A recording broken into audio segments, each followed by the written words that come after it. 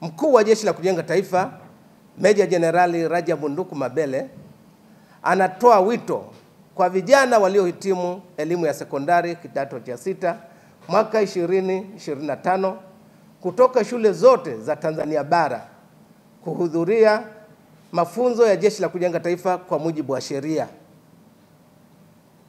Sanjari na wito huo, Jeshi la Kujenga Taifa limewapangia makambi watakayokwenda kupatiwa mafunzo na wanatakiwa kuripoti makambini kuanzia kesho tarehe 28 Mei hadi tarehe 8 Juni 2025. Wahitimu wenye mahitaji maalum and physical disabilities waripoti katika kambi ya Ruvu Jeshi la Kujenga Taifa iliyopo Mlandizi mkoani Pwani, ambayo ina miundombinu ya kuwahudumia watu hao.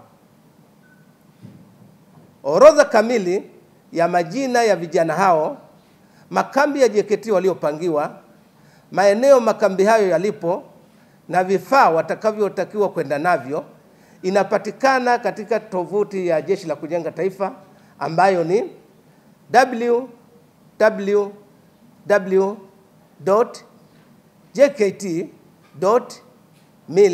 www.jkt.mil.tz. Aidha, ili kufahamu kambi kijana aliyopangiwa, kijana anatakiwa kuingiza jina la shule au namba ya shule aliyohitimu elimu ya kidato cha 6. Mbele ya jina la shule yake ataona neno lililoandikwa waliochaguliwa.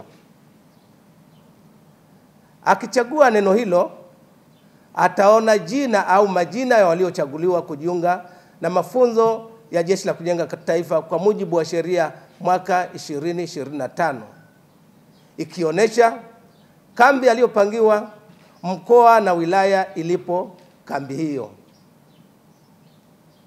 Ili kuona majina yote ya vijana na kambi walizopangiwa, mtumiaji atapakua JKT PDF 2025 iliyopo juu kulia katika ukurasa huo.